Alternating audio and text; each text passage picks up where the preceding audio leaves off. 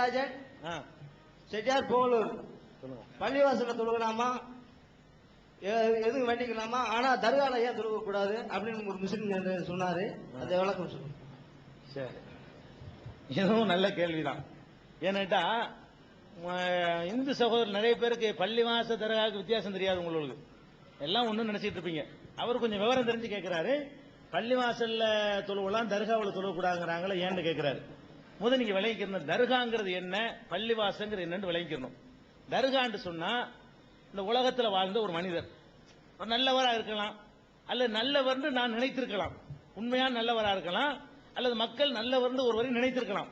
இந்த மாதிரி ஒருத்தர் இறந்து போயிட்டாருன்னு வைங்க, இறந்த உடனே அவருக்கு ஒரு சமாதி எழுப்பி அவருக்கு ஒரு கட்டடத்தை கட்டி அதையே வழிபடுவதற்கு பேர் தான் தர்கா.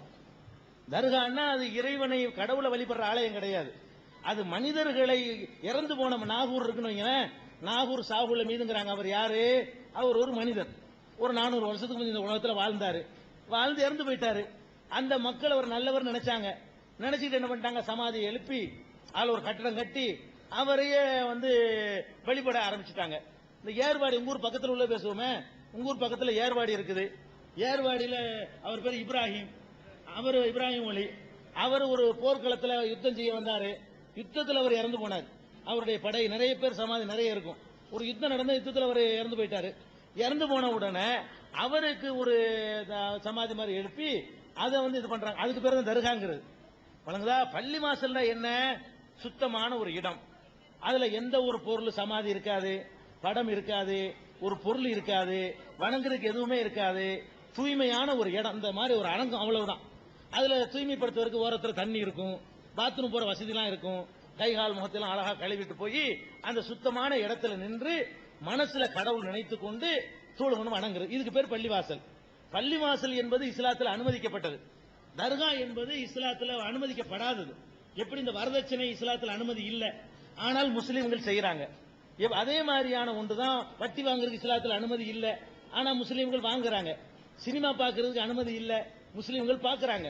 அந்த மாதிரி என்ன பண்ணிட்டாங்கன்னு கேட்டா, ஒரே கடவுள் கொள்கைன்னு உங்களுக்கு நல்லா தெரிஞ்சிருக்கு இஸ்லாத்துல. அதுல போய்கிட்டு மனிதர்களை கடவுள் ஆக்குறத மாத்திரக்கு தான் நபிகள் நாயகம் வந்தாங்க. தங்களையே கடவுள் ஆக்க விடல, தன்னைய வழிபட விடல, தன் காலில் விழக்கூடாதுன்ட்டாரு, தனக்கா எந்திரிக்க கூடாதுன்ட்டாரு, தனக்கு முன்ன 2 பேர் பின்ன 2 பேர் வரக்கூடாதுன்னு சொன்னாரு. அப்படியெல்லாம் அந்த முகமது நபி நடந்துட்டு போயிருக்கும் போது சமாதி கட்டக்கூடாதுன்னாரு, கட்டினா இடிங்கன்னு சொன்னாரு, எந்த ஒரு சமாதி வழிபடாதீங்கன்றாரு. மரணிக்கிற நேரத்தில் கடவுளே என் சமாதியை வழிபடுற இடமா ஆக்கிறாத அப்படின்னு பிரார்த்தனை பண்றாரு. மக்கள்கிட்ட சொன்னாரு, மக்களே என்னுடைய சமாதியை ஒரு வழிபாட்டு தலமா ஆக்கிறாதீங்க அப்படின்னு சொன்ன. இன்னைக்கு வரைக்கும் வழிபாடு கிடையாதுங்க.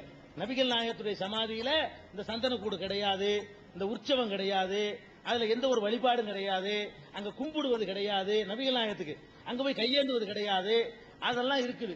அவங்க தடை செய்த ஒரு காரியத்தை எங்க சமுதாயத்தில் உள்ள மக்கள் விளங்காம அறியாம தர்கான்னு கட்டி வச்சிருக்காங்க. அதனால தர்காங்கிறது பல கடவுள் கொள்கைக்கு வழிவகுக்கக்கூடியது. இஸ்லாம்ங்கிறது ஒரு கடவுள் கொள்கையை சொல்லக்கூடியது. இது நீங்க விளங்கிட்டீங்களா, குழப்பம் கிடையாது. முஸ்லீம்கள் செய்யறாங்க. பேர் வேலைமால், நான் ப்ரொசஸ்ல ஒர்க் பண்ணிட்டு இருக்கேன். மதத்திற்கு எல்லை கிடையாதுன்னு சொல்றாங்க. நாட்டிற்கு எல்லை உண்டு. இஸ்லாம் எல்லை கடந்த மதத்தை ஆதரிக்கிறதா அல்லது நாட்டு எல்லைகளுக்கு உட்பட்டு நிற்பதை ஆதரிக்கிறதா? ரொம்ப அற்புதமான அழகான கேள்வி, ரொம்ப அருமையான கேள்வி. அதாவது இந்த நாடு, மாநிலம், ஊரு இதெல்லாம் கடவுள் படைச்ச உலகத்துல இல்ல, மேப்ல இல்ல. நம்ம மனிதன் தயாரிச்ச மேப்ல தான் இதெல்லாம் இருக்குது. கடவுள் படைச்ச உருண்டை இருக்க, அந்த உருண்டையில பாத்தீங்கன்னா இந்தியான்னு ஒன்று கோடையில் இருக்குமா? இருக்காது. பாகிஸ்தான் ஒரு பகுதியை மேப்ல இருக்குமா? இருக்காது. நம்ம பிரிச்சுக்கிட்ட அடிப்படையில் இந்த கோட்டை போட்டு வச்சுக்கிறோம். ஆனா கடவுள் படைச்ச அந்த உலக உருண்டையில எது கிடையாது? எதுவுமே கிடையாது. 2 தான் உண்டு. ஒன்னு தர, இன்னொன்னு தண்ணி. நிலப்பரப்பு, நீர்ப்பரப்பு 2 தான் கடவுளுடைய அந்த உருண்டையில் இருக்குமே தவிர அதை தாண்டி ஒண்ணுமே இருக்காது. அப்ப இந்த நாடு என்பதெல்லாம் இன்னும் எடுத்துக்கிறோம். வெள்ளையர்களுடைய காலத்துல இந்தியா எது? பாகிஸ்தான், பங்களாதேஷும் சேர்ந்து இந்தியா வெள்ளைக்காரன் காலத்துல. முகலாயர்கள் காலத்துல ஆப்கானிஸ்தானும் சேர்ந்து இந்தியா. முகலாயர்கள் ஆட்சி பண்ணும் பொழுது ஆப்கானிஸ்தான், பாகிஸ்தான், பங்களாதேஷ், இப்ப இருக்கிற நம்ம இந்தியா, இதெல்லாம் சேர்த்து இந்தியா. இப்ப நமக்கு தெரிஞ்ச இந்த கச்சத்தீவு விட்டுவிட்டோம். ஒரு 25 வருஷத்துக்கு முன்னாடி கச்சத்தீவும் இந்தியா. இப்ப கச்சத்தீவு இந்தியாவில் இல்ல, கொடுத்தாச்சு. இந்திரா காந்தி அம்மா நினைச்சிட்டாங்க, இலங்கைக்கு அதை கொடுத்துட்டாங்க. இப்ப நம்ம கச்சத்தீவு இந்தியாவுடைய இல்ல. அப்ப இந்த நாடு என்பதெல்லாம் அந்த நிர்வகிக்கக்கூடியவர்களுடைய சூழ்நிலையை பொறுத்து கூடும், குறையும், மாறும், மறையும். ஒரு காலத்துல நம்ம தமிழ்நாடு 7 நாடா இருந்துச்சு. இன்னைக்கு இந்தியா இவ்வளவு பரந்த நாடுங்கிறோம். அந்த காலத்துல என்ன பண்ணிட்டு இருந்தா, ராமநாதபுரத்தையும் மதுரையும் ஒருத்தன் வச்சுக்கிட்டு இது ஒரு நாடு, பாண்டிய நாடு அதுக்கு பேரு. இன்னொருத்தன் என்ன பண்ணிக்கிட்டான், அவன் தஞ்சாவூரை பிடிச்சி வச்சுக்கிட்டு இது ஒரு நாடுன்னா. தஞ்சாவூர் மட்டும் ஒரு நாடு, ஒரு சோழ நாடு அது. தஞ்சாவூர், புதுக்கோட்டை அவன் ஒரு நாடு. அதுக்கு பக்கம் என்ன செஞ்சுட்டான், அங்க கேரளாவில் உட்காந்துட்டான் சேர நாடு, அவன் ஒரு பக்கம் பிடிச்சிக்கிட்டான். காஞ்சிபுரத்தில் ஒருத்தன் வச்சுக்கிட்டு அவன் ஒரு நாடு. ஒரு தமிழ்நாட்டு எத்தனை நாடு, புதுக்கோட்டையில் அவர் ஒரு ராஜா, அவர் ஒரு நாடு. ராமநாதபுரம் கூட தனி ராஜா ஆட்சி பண்ணியிருக்காரு, ராமநாதபுரத்துக்கு ஒரு ராஜா. இப்படிலாம் இருந்தாங்க. அப்ப நாடு, அந்த காலத்து நாடு எது, ராமநாதபுரம் தான் நாடு. அந்த காலத்துல தஞ்சாவூர் தான் நாடு. இப்ப தமிழ்நாடு ஒரு நாடு இல்ல. இப்ப தமிழ்நாடு பூரா சேர்ந்தா கூட ஒரு நாட்டுல ஒரு சின்ன பகுதியா போச்சு. அப்ப இந்த நாடுங்கிறதெல்லாம் நிரந்தரமானது கிடையாது, நிரந்தரமானது கிடையாது. அப்ப இது என்ன விளங்கன்னு, நாட்டுக்கும் அப்பாற்பட்டு மனித நேயம் தலைக்க நாடுங்கிறது ஓகே, நம்ம நாடு தான், அதுல சந்தேகம் கிடையாது.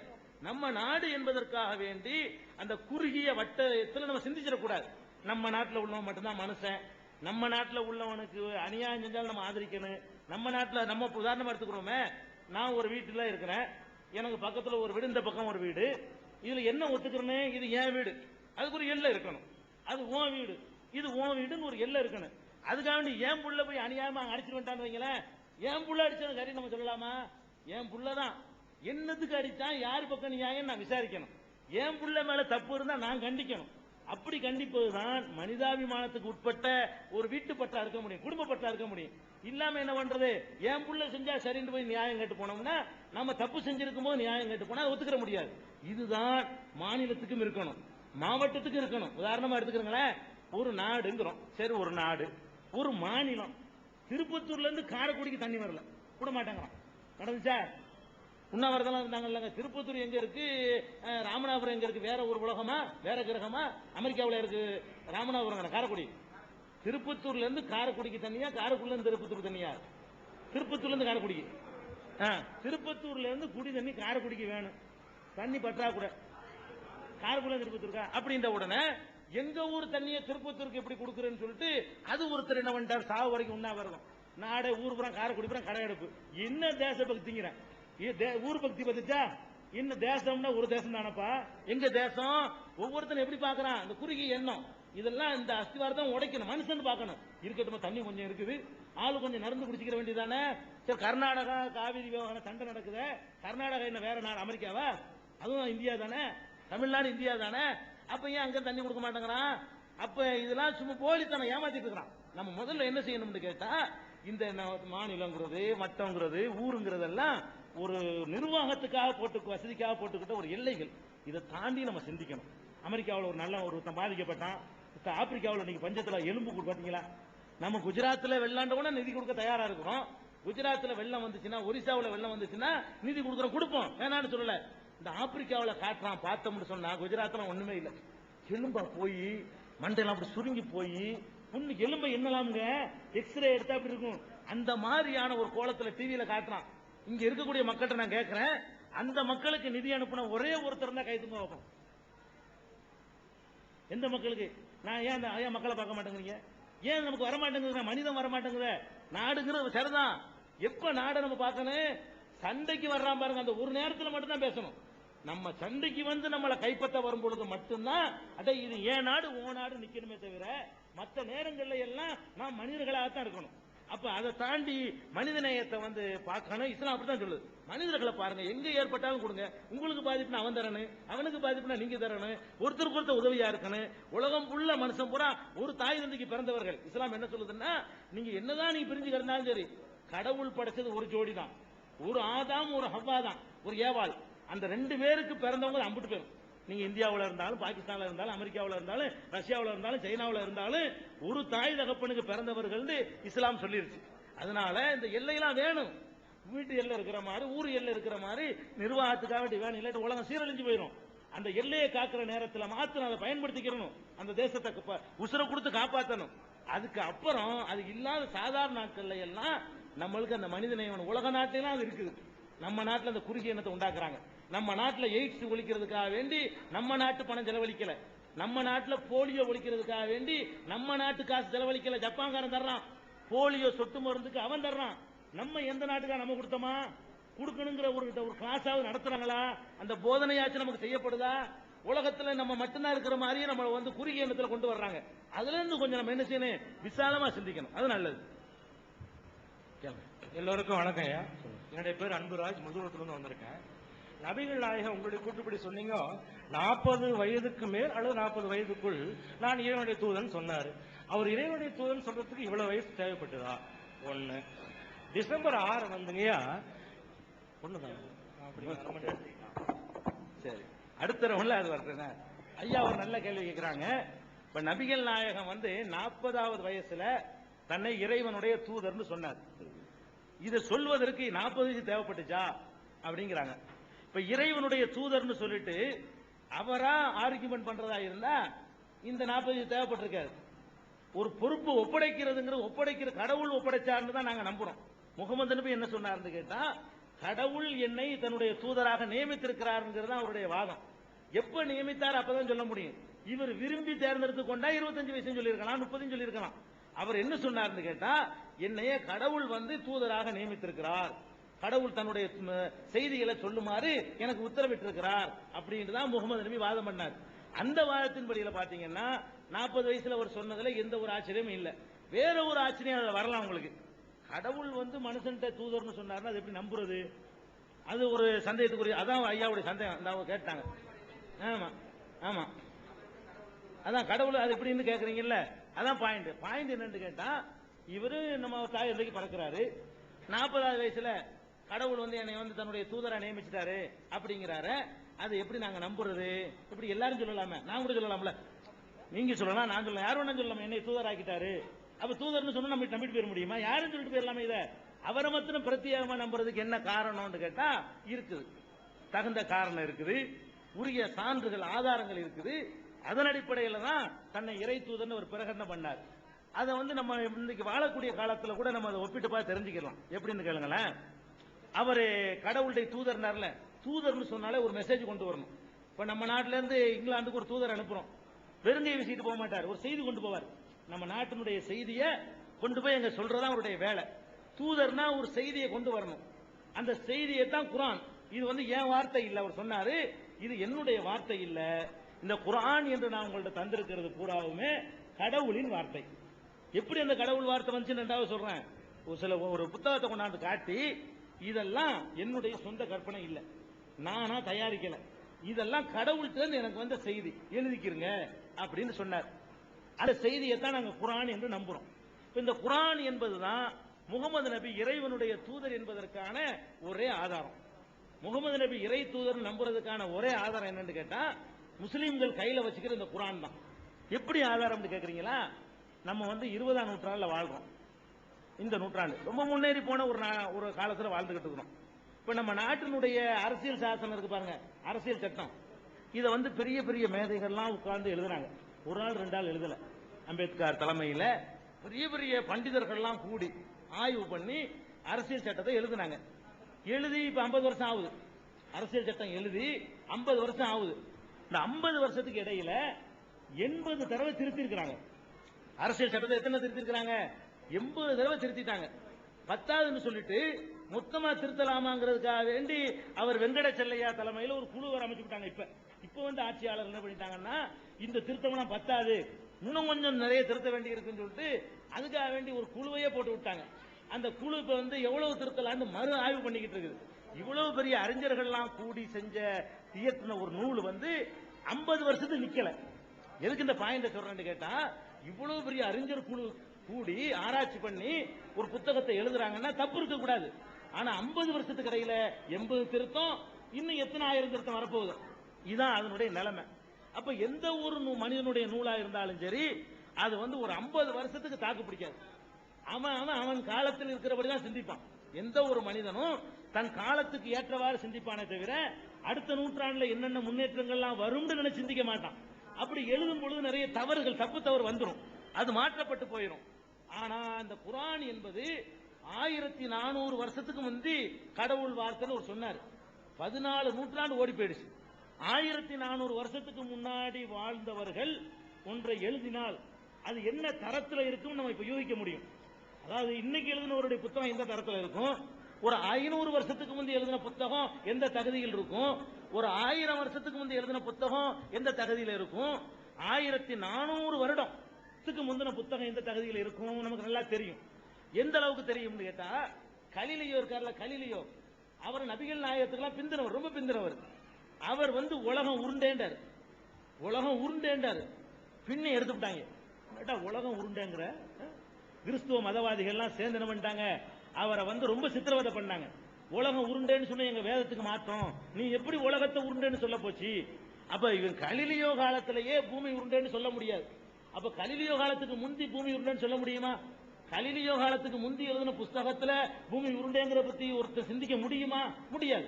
ஏன்னா அவன் கண்ணுக்கு தெரியறது மட்டும்தான் உலகம் நினைச்சான், தட்டேன்னு நினைச்சான், இப்படி போனா முடிஞ்சிடும் நினைச்சான். அந்த மாதிரி உருண்டையா இருக்கும் சுத்தமெல்லாம் கற்பனை பண்ணல. உருண்டைங்கிறத ஒத்துக்கிறல, சுத்துங்கிறத ஒத்துக்கிறல. சூரியன் போய் மறையுதுன்னு நினைச்சான், இப்படி இருக்குது, தட்டையா இருக்குது, இப்படி போய் சூரியன் மறைஞ்சிருது, அடுத்த நாள் அப்படி வருது அப்படின்னு நினைச்சிட்டு இருந்தானே தவிர எதை நினைக்கல, உருண்டுன்னு நினைக்கல. இப்ப முகமது நபி 1400 வருஷத்துக்கு முன்னாடி அவராக எழுதியிருந்தார்னு சொன்னா பூமி தட்டேன்னு தான் எழுதியிருக்கணும். கலிலியோவே உருண்டேன்னு சொல்லும்போது ஒத்துக்கிறலையே. கலிலியோவுக்கு முந்தி எழுதப்பட்ட புத்தகத்துல முகமது சொந்தமா எழுதினார்னு வைங்க, அதுல எப்படித்தான் இருந்திருக்கணும், இதை பத்தி மெசேஜ் தட்டேன்னு தான் இருந்திருக்கணும். ஆனா முகமது நபிக்கு அந்த இறை வேதம்னு சொன்னார் பாருங்க, அதுல எப்படி இருக்கு தெரியுமா? புல்லுன் பி பலக்கி யஸ்பஹூன், எல்லா கோள்களுமே உருண்டை வடிவத்தில் உள்ளது, எல்லாமே சுழலுகின்றன, சுற்றி திரிகின்றன, ஒவ்வொன்றும் தன்னுடைய பாதைக்குள்ளே சுற்றி சுழன்று கொண்டிருக்கின்றன அப்படின்னு சொல்லி திருக்குர்ஆனுடைய வசனத்துல தெளிவா சொல்லப்படுது. இன்னைக்கு 2000வது ஆண்டுல விஞ்ஞானிகள் ஆய்வு பண்ணி எதை சொல்லுவானோ அதை எப்படி அவர் முகமது சொல்லுவாரு? அவருடைய காலத்தில் இருந்த அறிவை கொண்டு எப்படி சொல்லி இருக்க முடியும் சொன்னாரானா? பூமி உருண்டேங்கிறாரு, பூமி சுத்துதுங்கிறாரு, வானத்திலிருந்து மழை பெய்கிற முறை எப்படின்னு சொல்றாரு, கரு எப்படி வளருது, கருவறையில 2 பேர் சேர்றாங்களே குடும்ப வாழ்க்கை, அது புள்ள பெறதுக்கு சேர்றது யாருக்கும் தெரியாது அந்த காலத்துல. அது ஒரு குழந்தை ஏன் பெறுதுன்னு அது தெரியாது, அது பாட்டுக்கு பெறுதுன்னு நினைச்சுக்கிட்டாங்க. கல்யாணம் பண்றதே புள்ள பெறதுக்கு தாங்கிறத அந்த நாலேஜ் கூட இல்லாத காலம் அது.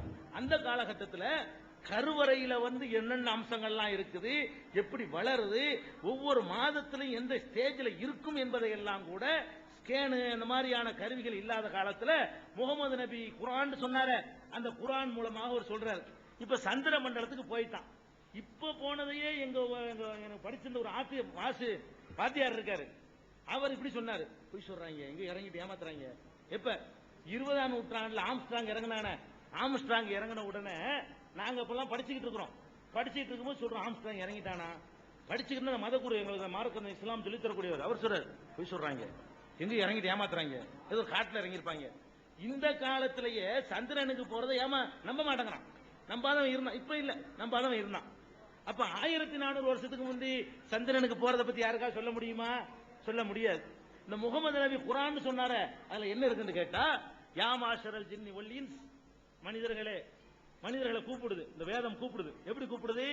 இனிஸ்ததாத்துமன் தன்புது மின் அக்தாரி சமாவாத்தி வல்லார் ஃபன்புதுலா தன்புதுன இல்லா பி சுல்தான். நீங்கள் இந்த வானம் பூமியுடைய பல கோணங்களுக்கு புறப்பட்டு செல்வதாக இருந்தால் தாராளமாக செல்லுங்கள், நல்லா போங்க, எங்க வேணாலும் போங்க, பல கோணங்களுக்கு வானத்தை நோக்கி பல கோணங்களை நோக்கி நீங்கள் புறப்படுங்கள்.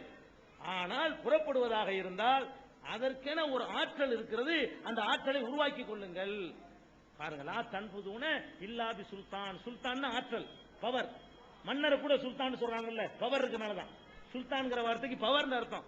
அதற்கென்று ஒரு பவர் இருக்கிறது, அதன் மூலம் தான் போக முடியும். இந்த பவர் இருக்கு பாருங்க, உந்து சக்தி பவர். அடே நீ இப்பவே போயிடாத, எந்த காலத்தில் இந்த குர்ஆன் அருளப்பட்டுச்சு அவனை போக சொல்லல, போக முடியும், ஆனா உனக்கு முடியாதுடா, அதுக்குன்னு ஒரு பவர் இருக்குது, அதை உருவாக்கி கொண்டு போக முடியும் அப்படின்னு சொல்லி 20ஆம் நூற்றாண்டுல இன்னைக்கு நடக்க போறத அச்சரம் பேசாம முகமது எப்படி சொந்தமா சொல்லியிருப்பாரு, அதை பார்க்கிறோம். இவர் வார்த்தை இல்லை, இது இவருக்கு சொல்லியிருக்க முடியாது. அந்த காலத்துல பிறந்த மனிதருக்கு அந்த காலத்துல இருந்த அறிவை கொண்டு இதையெல்லாம் சொல்லியிருக்க முடியாது.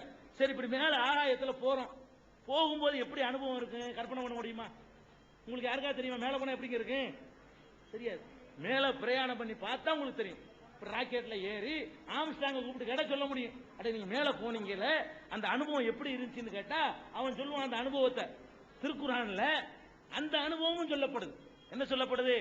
அதாவது சில கஞ்சத்தனம் பண்றாங்கல்ல, அவனை பற்றி குர்ஆன் சொல்லும் பொழுது கஞ்சத்தனம் பண்ணக்கூடியவர்களுடைய இதயங்கள் அப்படி சுருங்கி விடுகிறது அப்படின்னு சொல்லும் பொழுது எந்த மாதிரி சுருங்கி விடுகிறது என்றால் விண்வெளியில் பயணம் மேற்கொள்கிறான அவனுடைய இதயம் சுருங்குவது போல சுருங்கி விடுகிறது. இந்த ஓமை காட்டும் பொழுது விண்வெளியில பயணம் செய்யும் பொழுதுங்க நம்ம இதயம் வந்து சுருங்கி போயிடுதுன்னு இன்னைக்கு சொல்றான். இதயம் வந்து சுருங்குறதெல்லாம் படபட போறது. நீங்க இந்த மாடியில ஏறும்போது உங்களுக்கு தெரியும், லிப்ட்ல இல்லாம சாதாரண படியில ஏறினீங்கன்னா இதய நோயாளிக்கு தெரியும். ஆனால் விண்வெளியில சர்ந்து ஏறி போகும் பொழுது அப்படியே மேல தூக்கும், அப்படியே சுருங்கும், டைட் ஆகும், இதயம் வந்து சுருங்கி போய் இருக்க ஆரம்பிக்கும் அப்படின்னு சொல்லி ஆம்ஸ்ட்ராங் சொல்றானே போயிட்டு வந்து அது அவர் இப்படி சொன்னாரு. ஆம்ஸ்ட்ராங்க்கு மட்டுமே தெரிஞ்சிருக்கக்கூடிய அந்த உண்மையை 1400 வருஷத்துக்கு முன்னாடி வாழ்ந்த முகமது இப்படி சொல்ல முடியும். அப்ப அவர் எதை பத்தி சொன்னாரோ அது இன்னைக்கு சொன்ன மாதிரி இருக்குது. 14 நூற்றாண்டாச்சு. இது இந்த காலத்துக்கு பொருந்தலன்னு ஒரு வரி எடுத்து காட்ட முடியல. அவர் கொண்டு வந்த வேதத்துல 1-2 நான் தற்செயலா சொல்லல, மொத்தத்துல எந்த ஒன்றையும் எடுத்து இது இந்த காலத்துக்கு பொருந்தாது அப்படின்னு சொல்ல முடியல. ரொம்ப சின்ன ஒரு உதாரணம், உங்களுக்கு தெரிஞ்ச ஒரு உதாரணத்தை கூட நான் சொல்லலாம். நம்ம தேன் சாப்பிடுறோம்ல, தேனு நீங்களாம் சாப்பிட்டுருக்கீங்களா? தேனு, தேனுங்கிற பெரிய மருந்து, நல்ல நிவாரணம். தேன் எப்படி உற்பத்தி ஆகுது? எப்படிங்க உற்பத்தி ஆகுது? தேனீக்கள் வந்து நம்ம என்ன கேட்டா சொல்லுவோம், தேனீக்கள் என்ன பண்ணு, பூக்கள்ல போய் குளுக்கோஸ் இருக்கும் பூவுல, அந்த குளுக்கோஸை எடுத்து என்ன செய்ய உறிஞ்சிக்கிட்டு வரும், வந்து அதை கூடுல வந்து சேமிச்சு வைக்கும். அதான் தேனுன்னு நம்ம நினைச்சுக்கிட்டு இருக்கிறோம். உண்மையில் அது அல்ல தேன். உண்மையில தேன் என்ன? இன்றைய அறிவியல் கண்டுபிடிப்பு பிரகாரம் தேன் என்னன்னு கேட்டா, மலர்கள்ல குளுக்கோஸ் இருக்குது. அந்த குளுக்கோஸை அது உறிஞ்சி கொண்டு வந்து சேர்க்கிறது இல்ல, குளுக்கோஸை சாப்பிட்டுருது. என்ன நடக்குன்னு கேட்டா, மலர்கள்ல உள்ள குளுக்கோஸை தேனீக்கள் உறிஞ்சி சாப்பிடுது, சாப்பிட்டு வயிற்றுக்குள்ள போயிடுது, போயிட்டு மலம் கழிக்குது. மலம் தான் தேனு. போயிட்டு உங்களுக்காக சேர்த்து வைக்கல, அதுக்கு என்ன வேலையத்த வேலையா உங்களுக்கு சேர்த்து வைக்கணும்னு உங்களுக்கு சேர்க்கல, சேர்த்து வச்சா குளுக்கோஸாக தான் இருக்கு. அந்த குளுக்கோஸை தேனா மாத்தக்கூடிய அந்த மிஷின் உள்ள இருக்குது, தேனீக்களுடைய வயிற்றுல இருக்குது. நம்ம எப்படி வெள்ளையா தான் சோத்த திங்கிறோம், வேற ஒண்ணா மாறி வெளியே வருதுல, அப்படி ஒரு தொழிற்சாலை மனித உடல்ல இருக்கிற மாதிரி அந்த தேனீக்களுடைய உடல்ல ஒரு தொழிற்சாலை இருக்குது. இது தேனீக்கள் வந்து என்ன செய்யுதுன்னு கேட்டா, குளுக்கோஸை உறிஞ்சிட்டு அது உள்ள அதனுடைய வயிற்றுல போய் கலக்கி கிளைக்கு ஒரு மாதிரியா வருது, அது கழியுது. அதனுடைய கழிவு பொருள் தான் தேனு. அதை வந்து நீங்க சாப்பிடுறோம். இது எப்ப கண்டுபிடிக்கிறான் தெரியுமா? 20 ஆண்டுகளுக்கு முன்னாடி இதை கண்டுபிடிக்கிறான். எப்படி கண்டுபிடிக்கிறான்? ஒரு தேனிய வந்து மனிதன் அளவுக்கு பெரிதுபடுத்தி காட்டக்கூடிய கண்ணாடி மூலமா உற்று கவனிக்கிறான், எங்க இருந்து தேனு வருதுன்னு. இந்த தேனை வந்து தேனி கேடான இருக்குது, அது ஏன் அளவுக்கு எடுத்தான்னு வைங்க, அது கரெக்டா எல்லாம் தெரிஞ்சு போயிரும்ல. அவ்வளவு பெருசா எடுத்து வச்சுக்கிட்டு அந்த கண்ணாடி மூலமா வாட்ச் பண்றான். வாட்ச் பண்ணுனா எங்க இருந்து வருது கரெக்டா கண்டுபிடிச்சிடறான். அது பேக் சைட்ல இருந்து வருது, அது வாயில இருந்து கொண்டாந்து கக்கிறது இல்ல அப்படின்னு கண்டுபிடிச்சு இதை வந்து ஒரு பெரிய இதா சொல்றான். குர்ஆன் என்ன சொல்லு தெரியுமா? உங்களுக்கு தேன் என்ற ஒரு பானத்தை தந்திருக்கிறோம், அது வந்து ரொம்ப சுவையானது, பல நோய்களுக்கு நிவாரணம் அளிக்கக்கூடியது, அது தேனீக்களுடைய வயிறில் இருந்து வெளிப்படுகிறது. குர்ஆன் வசனம் இது, நேரடி வாசகம். யஹ்ருஜு மின் புத்தூனிஹா ஷராபுன் முக்தலிஃபுன் அல்வானுஹு, அதனுடைய வயிற்றிலிருந்து எல்லாரும் வாயிலிருந்து வருதுன்னு சொல்லிட்டு இருக்கிறான். இன்னைக்கு வரைக்கும் உங்கள 90% தெரியாது, வாயிலிருந்து நினைச்சிட்டு இருக்கீங்க. அப்ப 20ஆம் நூற்றாண்டுல கூட 95% மக்களுக்கு தெரியாத ஒரு உண்மையை 1400 வருஷத்துக்கு முன்னாடி தேனை பத்தி சொல்லும் பொழுது இன்றைக்கு விஞ்ஞானி சொன்னால் எப்படி சொல்லுவானோ அப்படி அச்சரம் பேசாம சொல்லுதுன்னு சொன்னா, அதான் அவர் கடவுள் தூதருங்கிறதுக்கு எங்களுக்கு இருக்கிற ஒரே ஒரு ஆதாரம். நீங்க எல்லாம் பல கடல்களை பாக்குறீங்க, செங்கடல், கருங்கடல்னு சொல்லி ஏராளமான கடல்கள் இருக்குது. எல்லா கடலும் உப்பு கரிக்கும், ஆனால் கடல்களுக்கு மத்தியில வித்தியாசங்கள் இருக்குது. ஒன்னோட ஒண்ணு பக்கத்து பக்கத்துல இருக்கும். இந்த தண்ணியுடைய உப்பும் அந்த தண்ணியுடைய உப்புக்கு வித்தியாசம் இருக்கும். இதனுடைய அடர்த்தி அதனுடைய அடர்த்திக்கு மத்தியில என்ன இருக்கும்? வித்தியாசம் இருக்கும். இதுல உள்ள மூலக்கூறுகளுக்கும் அதுல உள்ள மூலக்கூறுகளுக்கு மத்தியில வித்தியாசங்கள் இருக்கும். ரெண்டு பக்கத்து பக்கத்துல இருக்கும். இந்த கடலை வந்து ஒருத்தன் என்ன செய்யறான்னு கேட்டா, குர்ஆனுடைய ஒரு வசனத்தை படிக்கிறான். ஒரு ஆங்கிலேயன், அவன் படிக்கும்போது அந்த வசனம் வருது. எப்படி வருதுன்னா, மரஜல் பஹ்ரைன் யல்தகியான் பைனஹுமா பர்ஸஹுல் லா யப்கியான். குர்ஆனுடைய ஆங்கில மொழிபெயர்ப்பு அவன் படிக்கிறான். என்ன படிக்கிறான்னு கேட்டா, 2 கடல்கள் ஒன்றோடு ஒன்று சங்கமிக்கின்றன, ஆனால் அந்த 2 கடல்களுக்கு மத்தியில கண்ணுக்கு தெரியாத ஒரு திரை இருக்கிறது. இதன் காரணமாக ஒன்றோடு ஒன்று கலந்து விடுவதில்லை. இது குர்ஆன் வசனம். கடல் பிரயாணம் செய்யாத முகமது, அவர் ஒரு காலத்திலையும் கப்பல்ல ஏறினதில்லை, படகுல ஏறினதில்லை, கடலை பத்தின ஆய்வு அவர் கிடையாது, பாலைவனத்தில் இருந்தவர். கடல் பிரயாணம் பண்ணாத முகமது சொல்றாரு, கடலை பற்றி எந்த அறிவும் இல்லாத முகமது சொல்றாரு, 2 கடல்கள் ஒன்றோடு ஒன்று சங்கமிக்கின்றன, அந்த 2 கடல்களுக்கு மத்தியிலே ஒரு கண்ணுக்கு தெரியாத திரை ஒன்று இருக்கிறது, அதன் காரணத்தினால் ஒன்றோடு ஒன்று கலந்து விடுவதில்லை. இது குர்ஆனுடைய நேரடி வசனம். இதை எடுத்துக்கிட்டவன் ஆய்வு பண்றான், 2 தண்ணியும் எடுக்கிறான், எண்ணெயும் தண்ணியும் கலந்து விட்டோன்னு மேல எண்ணெய் கீழே தண்ணி நிக்குமே, ஒன்னோட ஒன்று கலக்காத, இன்னத்தான் நீங்க 1.5 மணி நேரம் கொடுக்கணும் சரிதான், அப்படி கொஞ்ச நேரம் வச்சீங்கன்னா தண்ணி மேல நிக்கும், எண்ணெய் மேல நிக்கும், தண்ணி கீழே போயிடும். ஏன்னா தண்ணியுடைய விட எண்ணெயுடைய அடர்த்தி கம்மி, அதனால அது மிதக்கும். தண்ணி வந்து கணம் கூடுனது, அதனால கீழே நிக்கும், கணம் குறைஞ்சதுனால அது மிதக்குது. அப்ப அந்த மாதிரி கண்டுபிடிச்சிருக்கான் பாருங்க. அந்த மாதிரி தான் கடல்லையும் 2 தண்ணி தான், ஆனா தண்ணியோட தண்ணி கலக்கணும். நம்ம அறிவு பிரகாரம், நம்ம சைக்காலஜி பிரகாரம் எண்ணெயோட தண்ணி கலக்காம இருக்கலாம், தண்ணியோட தண்ணி கலக்காம இருக்குமா? கலக்கணும். கலக்கிறது இல்ல. கடல் தண்ணீர்கள் வந்து 2 இங்க கொஞ்சம் தண்ணி எடுக்கிறான், அங்க கொஞ்சம் எடுக்கிறான், 2 அலையில குலுங்குது, எடுத்துட்டு போய் ஆய்வு பண்றான், வேற வேறையா இருக்கு. அப்படி ஆச்சரியப்பட்டு என்னடா எப்படிடா இதை சொல்ல முடிச்சு முகமதுக்கு? எழுதவும் தெரியாது, படிக்கவும் தெரியாது, காட்டு மிராண்டி காலம், அந்த காலத்தில் உள்ளவருக்கு எப்படி இதை சொல்ல முடிஞ்சு அப்படின்னு ஆச்சரியப்பட்டு, இது மனித சொல் இல்லைன்னு அவன் சர்டிபிகேட் கொடுக்குறான். இந்த குர்ஆன் என்பது மனித வார்த்தை இல்ல. அப்ப முகமது, நான் ஒரு சாம்பிளுக்கு உதாரணத்துக்கு தான் இதை சொல்றேன். திருக்குர்ஆனும் அறிவியலும்னு சொல்லி 3 மணி நேரத்தில் ஓடக்கூடிய ஒரு ஒளிநாடா வெளியிட்டு இருக்கிறோம். அதுல நிறைய சான்றுகள், நிறைய அதுல வசனங்கள் நிறைய சொல்லி இருக்கிறோம். அது மாதிரி நீங்க ஆய்வு பண்ணி பார்க்கலாம். இது கடவுளுடைய வார்த்தைன்றார். கடவுள் தேர்ந்து ஒரு வானவர் வந்து, வானவர்னா ஒரு தேவ தூதர், கடவுள் வரல. அதான் நீ கேட்ட கேள்வி. கடவுள் தேர்ந்து ஒரு தேவ தூதர்னு சொல்லி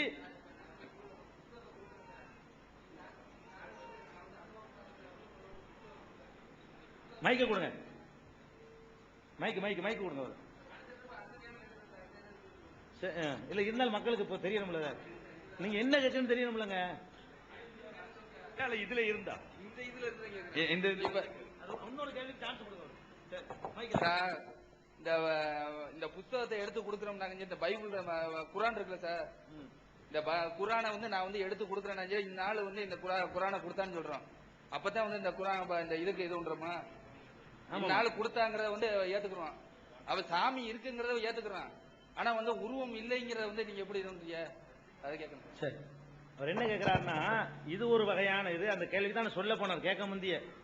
அதாவது கடவுள் கொடுத்தாருன்னா கடவுள் தானே வந்து கொடுத்துருக்கானு, அவர் தான் நீங்க உருவம் இல்லைங்கிறீங்களா, அவர் எப்படி கொடுத்தாரு அப்படிங்கறதான் கேள்வி.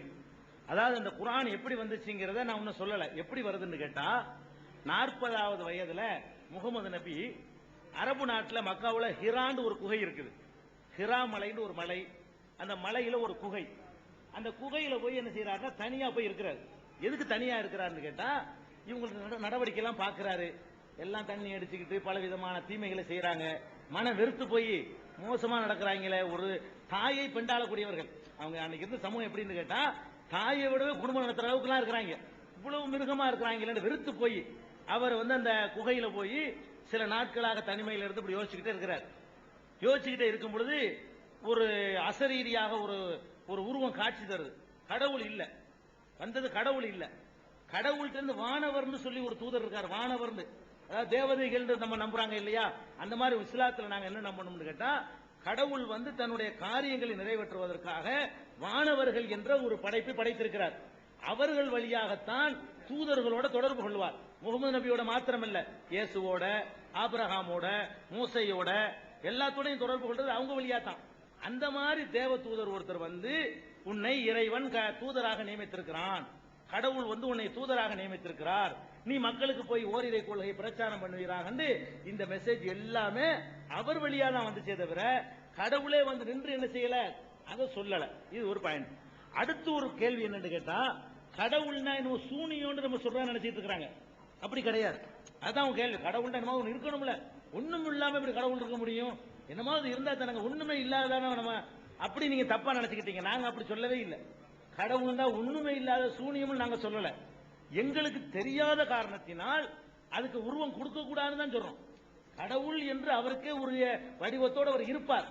இருக்கிற காரணத்தினாலதான் நபிகள் நாயகம் சொல்றாங்க, இந்த உலகமெல்லாம் அழிக்கப்பட்டு திரும்ப எல்லாரும் உயிர்ப்பிக்கப்படுவார்கள்.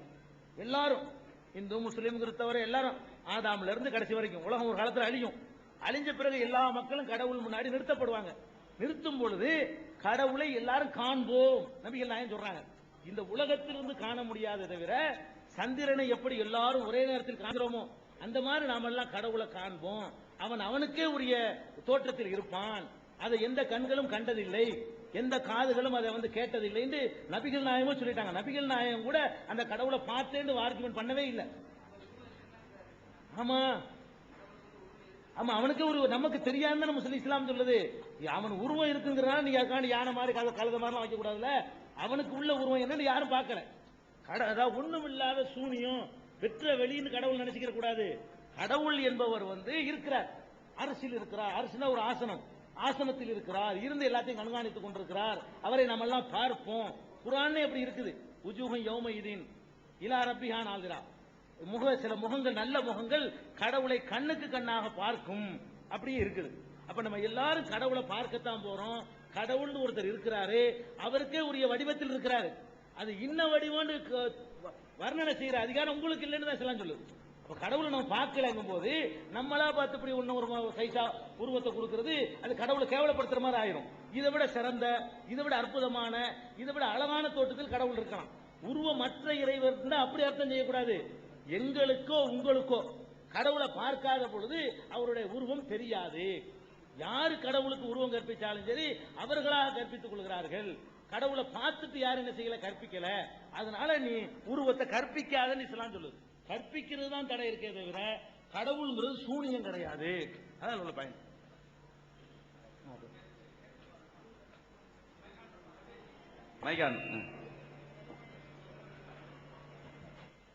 சகோதரர்கள் கொஞ்சம் கவனத்துல வச்சுக்கிறீங்க. எல்லா சகோதரர்களும் கேள்விக்கு உடனே கேட்கறீங்க. யாரையும் ப்ரிப்பேர் பண்ணி இங்க கூப்பிட்டு நாங்க கொடுக்கல. முதல்ல பாக்குறோம் யார் யார் கை தூக்குனாங்களோ அவங்களுக்கு எல்லாம் மைக் போய்கிட்டு இருக்கு. பின்னாடி இருந்து நிறைய பேர் கேட்கறதுனால கொஞ்சம் பின்னாடி கொஸ்டினுக்கு இடம் விட்டுட்டு அதுக்கப்புறம் முன்னாடி வரலான்னு இருக்கிறோம். அதனால முன்னாடி உள்ள சகோதரர்கள் கோவிச்சுக்கிறாதீங்க. ரெடியா?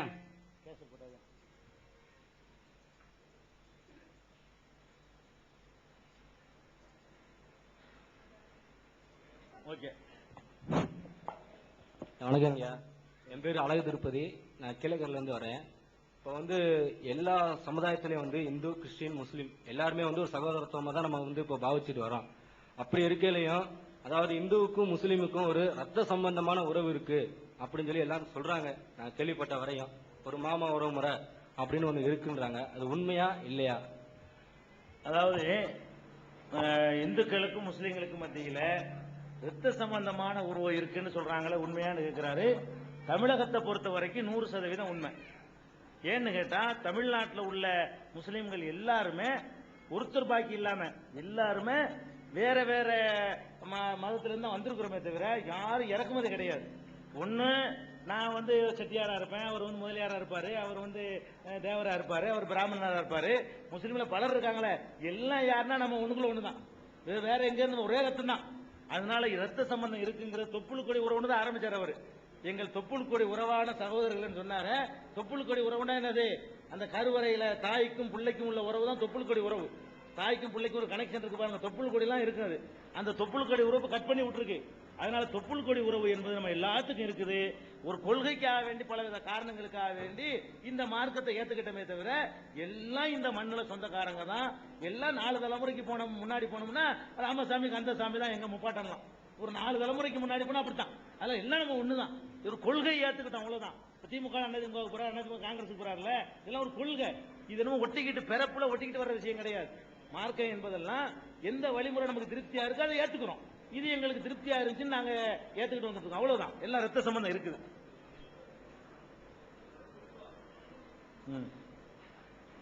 ஹலோ, என் பேர் மணி, நான் வெத்தலை கருத்தர்ல இருக்கேன்.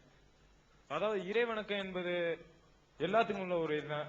படைத்த இறைவனை நம்ம வணங்குறது ஒரு இதுதான். ஆனா இஸ்லாத்துல அப்படி 5 முறை வணங்கணும் இருக்கீங்க. அது ஏன் அப்படி வணங்கும் போல தொப்பி அணியனு இது பெண்கள் வந்து முக்காடு அணியணுன்றீங்க. அது எதுக்காண்டி அப்படி அணியிலேண்டா 5 முறை தொழுகலைன்னா கடவுள் ஏற்றுக்கொள்ள மாட்டாரா?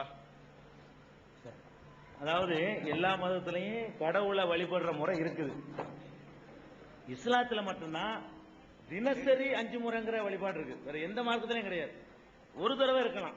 இஸ்லாமிய மார்க்கத்துல மாத்திரம்தான் டெய்லி 5 தடவை வணங்கணும் என்பது இஸ்லாத்துல மாத்திரம் தான் இருக்குது. ஏன் இப்படி வந்து ஒரு தடவை வணங்கினா ஏத்துக்க மாட்டாரா, இத்தனை தடவை செய்யணுமான்னு கேட்கிறாங்க. இப்ப செய்யணுமா என்பதற்கு வந்துங்க நம்மளே எடை போட்டு பார்த்தா தெரிஞ்சிடும். நம்ம வாழ்ந்துகிட்டு இருக்கிறோம் உலகத்துல. கடவுளை பற்றி பேசுறோம் பாருங்க, அந்த நேரத்துல மட்டும்தான் கடவுள் என்ன நமக்கு வரும். கடவுளை பத்தி பேசுற வெளியே உலகத்துல கால்வத்து வச்சோன்னு வைங்க, வச்ச உடனே இந்த உலகத்தினுடைய ஆசாபாசங்கள் எல்லாம் நம்மளை அப்படி தடம்புரல வைக்கும். கோயில்ல இருந்து வழிபாடு செஞ்சுட்டு ஒருத்தர் வெளியே வருவாரு. அப்ப வந்து ரொம்ப சூப்பரா ஒரு பொம்பளை அழகா ட்ரெஸ் பண்ணிக்கிட்டு ஒரு மாதிரியா போச்சுன்னு வைங்களேன், இவரும் ஒரு மாதிரியா பாப்பாரா இல்லையா? அப்பதான் கோயில்ல இருந்து வருவாரு, அப்பதான் வழிபாடு முடிச்சுட்டு வருவாரு. வந்த உடனேயே அப்படி ஒரு சின்ன தடுமாற்றம் அது நடக்கத்தான் செய்யுது. கடவுள் வழிபாடு செஞ்சுட்டு வருவாரு, கடையில வந்துகிட்டு கள்ளக்கணக்கு எழுதுவாரு. கடவுள்கிட்ட வழிபாடு செஞ்சமே அந்த பையன் அப்ப நின்று போயிடும். அப்ப மனிதனை பொறுத்த வரைக்கும் இந்த உலகத்துல கலந்து வாழும் பொழுது அவன் இந்த உலகத்தினுடைய இந்த பொருள்களை பார்த்தவன, செல்வங்கள், பெண்கள், அது மாதிரியான போதை பொருள்கள், மற்ற கவர்ச்சி, ஆடம்பரம், இதுகளை எல்லாம் பார்த்த உடனே கடவுளை எல்லாரும் மறந்துடுறான். அதனால தப்பே செய்யறான். இப்ப இந்த கடவுள் நினைப்பு என்பது சீக்கிரம் மறக்கக்கூடியதா இருக்குது. எல்லா நினைப்பையும் விட தாயை மறக்க மாட்டாங்க, தகப்பன்லாம் மறக்க மாட்டான். கடவுள் இருக்கிறத மாத்திரம் அப்பப்போ சொல்லிக்கிட்டு இருந்தா தான் யாவும் ஒருமை தவிர மறந்துடுறான் என்பதை நம்ம யாருடைய போதனையும் கேட்டு தெரிய வேண்டியதில்லை. நீங்க உங்க நெஞ்சில கை வச்சு பார்த்தா நீங்க அப்படி இருக்கிறீங்க, நான் அப்படி இருக்கேன்னு தெரியும். நம்ம ஒரு நேரத்தில் ஒழுங்கா இருக்கோம், ஒரு நேரத்தில் மாறி போயிடும். தப்பு செஞ்சுட்டு எத்தனை பேர் திருந்துறீங்க? நான் கேட்கிறேன். தண்ணி அடிச்ச உடனே தெரியாமல செஞ்சு விட்டோம், செய்யாம இருந்திருக்கலாமே அப்படின்னு நினைக்கிறீங்க. ஒரு தவறான ஒரு காரியத்தை செஞ்சு முடிச்ச உடனே நம்ம அதை செஞ்சுட்டோமே, அப்ப நம்ம அந்த ஒரு செகண்ட்ல மாறி போயிடுறோம். இந்த மாறக்கூடிய ஒரு மனம் ஒரு குரங்குங்கிறான்ல, அப்படி தாவிக்கிட்டே இருக்கும், ஒரு ஸ்டெடியா நிக்காது. அந்த ஒரு பலவீனம் இருக்கிற காரணத்தினாலதான் கடவுளுடைய நினைப்பை வந்து அப்பப்ப கொஞ்சம் சார்ஜ் ஏற்றிக்கணும். இந்த உலகத்துல வாழக்கூடிய நேரத்துல அடிக்கடி இந்த கடவுளை வணங்கி கடவுள்கிட்ட பிரார்த்தனை பண்ணி கடவுளை எனக்கு அதை கொடு, கடவுளை எனக்கு இதை கொடுன்னு சொல்லி அப்படி கேட்டு இந்த கடவுள் நம்பிக்கையை சார்ஜ் பண்ணிக்கிட்டு வெளி உலகத்துக்கு வந்தோம்னு சொன்னா அந்த கொஞ்ச நேரம், ஒரு சின்ன குறைஞ்ச நேரத்துக்கு ஒழுங்கா நடப்பான். வியாபாரத்தில் ஒழுங்கா இருப்பான், ஃப்ராடு பண்ண மாட்டான், கலப்படம் பண்ண மாட்டான், அளவு நிறையில மோசம் செய்ய மாட்டான். காலையில் 5 மணிக்கு எந்திரிப்பான். 5 மணிக்கு எந்திரிச்சு ஒரு பிரேயர் பண்ணி 5 மணிக்கு ஒருக்கா கடவுளை கும்பிட்டு கடவுள்கிட்ட கேட்டுட்டு வந்தான்னு வைங்க, ஒரு 12 மணி வரைக்கும் அது ஓடும். மறுபடியும் ஒரு மாதிரியா பல மாதிரி குழப்பம் வந்து போயிடும். மறுபடியும் ஒருக்கா போய் அப்போ ஒரு பிரேயர் மத்தியானத்துல அதை ஒருக்கா பண்ணிட்டு ஒரு சார்ஜ் ஏற்றிக்கிட்டான்னு சொன்னா அது கொஞ்சம் சாயந்தரம் வரைக்கும் கொஞ்சம் ஒழுங்கா இருப்பான். இவ்வளவு நேரத்துக்கு தான் நிக்குது. அதான் உண்மை. என்ன காரணம்னு கேட்டா மற்ற எல்லா சார்ஜுகளும் ரொம்ப நேரம் நிற்கும். விளங்குதா? பிறந்த அம்மா மகன்கிற சார்ஜ் வந்து ஒருக்கா ஏத்துற சார்ஜ் தான், சாவுற வரைக்கும் நிக்குது. இந்த கடவுள் மனிதனுக்கு உள்ள நட்புங்கிற ஒரு சார்ஜ் இருக்கு பாருங்க, அது கூட ரொம்ப நாளைக்கு நிக்குது. இந்த கடவுளை பற்றி உள்ள அந்த மரியாதை, அந்த எண்ணம், அந்த நம்பிக்கையை பொறுத்த வரைக்கும் ஒரு செகண்ட் மாறிக்கிட்டு இருக்கும். கோவில நம்புறவன் கோயில் சாமி தூக்கிட்டு போறான், அதுக்கு மேல என்ன இருக்கு? அந்த கடவுள் நம்பிக்கிட்ட அதை தூக்கிட்டு வித்துட்டு வந்துடுறான். நடக்குதா இல்லையா? யார் நம்புறவன் நாத்தியம் என்ன செய்யறான்? இந்த கோவில் சிலையை திருநவெல்லாம் நாத்தியம் கிடையாது, நல்லா விளைக்கணும். திராவிட கழகத்துக்காரங்க சிலையை திருநதே கிடையாது. எவன் இந்த கோயிலுக்கு தர்மகர்த்தாவா இருக்கிறானோ, எவன் இந்த கோயிலுக்கு பூஜை செய்யறானோ அவன் அவரையே தூக்கிட்டு போய் விற்கிறான்னு சொன்னா இது எப்படிப்பட்ட ஒரு ரொம்ப பலவீனமா இருக்கான் மனுஷன் இந்த விஷயத்துல. அதுக்கு தான் என்ன செய்ய வேண்டியிருக்குன்னா அடிக்கடி இந்த சார்ஜ் ஏற்றிக்கிட்டு இருந்தோம்னு சொன்னா நம்ம உலக வாழ்க்கை கொஞ்சம் கரெக்டா இருக்கும், சுத்தமா நடந்துக்கிறோம். அதுக்காகத்தானே தவிர நம்ம நன்மைக்கு தான் இது. அப்படி நடந்துகிட்டு வந்தீங்கன்னு சொன்னா இன்னைக்கு நீங்க பார்க்கலாம், முஸ்லீம்கள்ல பெரும்பாலானவர்கள் வாரத்துக்கு ஒரு காலம் தொழுகிறாங்க, தப்பு செஞ்சுட்டு இருக்கிறாங்க. 90% பேர் அப்படித்தான் இருக்கிறாங்க. இந்த 10% முஸ்லீம்கள் கரெக்டான செய்யறாங்க, அது செய்யறாங்க. இந்த 10% பேருக்கு இருக்கக்கூடிய அந்த நிம்மதி, அந்த திருப்தி, அந்த நேர்மை, அந்த ஒழுக்கம் 90% முஸ்லீம் உங்களுக்கு இருக்காது. அது நீங்களே பார்க்கலாம், அனுபவத்துல பார்க்கலாம். நான் கண்கூடாக பார்க்கணும். அது சகோதரிகள் கவனத்திற்கு, யாரோ கூட்டிட்டு வந்த உங்களுடைய மகன், 2 வயது மகன் நினைக்கிறேன், அவங்க தவறி போய் நின்று அழுதுகிட்டு இருக்காங்க.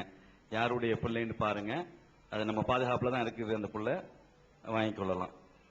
2 வயது சிறுவன் இந்த முன்னாடி இருக்காங்க. நம்ம பிள்ளைங்கள்ட்ட தான் வாலண்டியர்ஸ் வச்சிருக்காங்க. கொண்டு வந்துருங்க, அந்த பிள்ளையை கொண்டு வாங்க. அப்பதானே பாப்பாங்க. அந்த கேமரா அந்த பிள்ளையை கொண்டு போமா, இந்த கேமரா காட்டுங்க.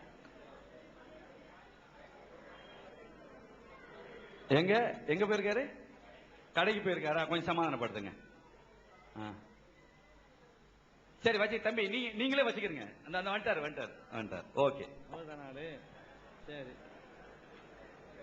அது பிள்ளைக்கு தான் இன்னும் வாங்க போயிருக்காரு. சரி சொல்லுங்கம்மா. என் பெயர் சி ரஞ்சிதம். நான் தொண்டு நிறுவனம் வச்சு நடத்துறேன். பெண்களுக்காக தையல் பயிற்சி, சாஃப்ட் ஐஸ், டெக்கரேஷன் அப்படி பல கைவினை பொருட்கள் ட்ரைனிங் நடத்திட்டு வரோம்.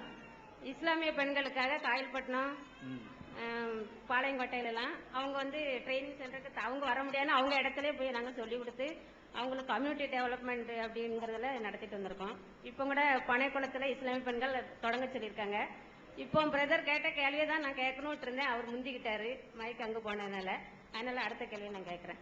சார், இந்த முஸ்லீம்ல வந்து நிக்காஹ் பண்ணச்சுல ரொம்ப நல்லா வாழ்த்தி தொழுது பாத்தியெல்லாம் ஓதி பள்ளிவாசலுக்கு போய் ஜமாத்துல எல்லாம் இது பண்ணி செய்றீங்க. அப்போ வந்து இந்த தாலி கட்டம்னால இது பண்ணச்சுல டைவர்ஸ் பண்ணச்சுல அவங்களுக்கு இவ்வளவு கொடுக்கணும் அப்படின்னு ஆண்கள் தரப்புல இவ்வளவு கொடுக்கணும்ட்டு ஜமாத்துல ஒரு ரெக்கார்டு எழுதுறீங்களா? அது ஏன் சார்? சரி, அதாவது டைவர்ஸ் பண்ணும்போது கொடுக்கறதுக்குன்னு ஒரு தொகை எழுதுறா சொல்றாங்க. அது அப்படி இல்லை. அதனுடைய சட்டத்தை கரெக்டா தெரிஞ்சுக்கணும். கல்யாணம் பண்ணும் பொழுது ஒரு ஆண் பெண்ணு கல்யாணம் பண்றாங்கன்னா இஸ்லாமிய சட்ட பிரகாரம் ஆண்கள் பெண்களுக்குன்னு ஒரு தொகையை கொடுக்கணும். கல்யாணம் பண்ணும்போது பெண்கள் ஆண்களுக்கு கொடுக்க கூடாது. கொடுத்தா தப்பு. அது கொடுக்கறது தப்பு, வாங்குறது தப்பு. சரியான இஸ்லாமிய முறை என்னன்னு கேட்டா, கல்யாணம் பண்ணும் பொழுது பெண்களுக்கு மகர் என்று சொல்லி அது ஒரு பரிசம்னு சொல்லுவாங்க அந்த காலத்துல. அது மாதிரியான ஒரு தொகையை கொடுக்கணும். அந்த தொகை எவ்வளவுன்னு கேட்டா அதை பெண்கள் தீர்மானிக்கணும். ஏன்னா இவன் வந்து நாளைக்கு வேணான்னு சொல்லிட்டான்னா நம்ம சொந்த கையை கொண்டு நம்ம வாழ்க்கை நடத்தணும் அப்படிங்கெல்லாம் உணர்ந்து எவ்வளவு வேணாலும் கேட்கலாம். அரபு நாட்டுல எல்லாம் எப்படி கேட்பாங்கன்னு கேட்டா 5 லட்சம் 10 லட்சம்னு கேட்பாங்க. 5 லட்சம் 5 லட்சம் ரியால், ஒரு ரியால் 10 ரூபா, 50 லட்சம் ரூபா.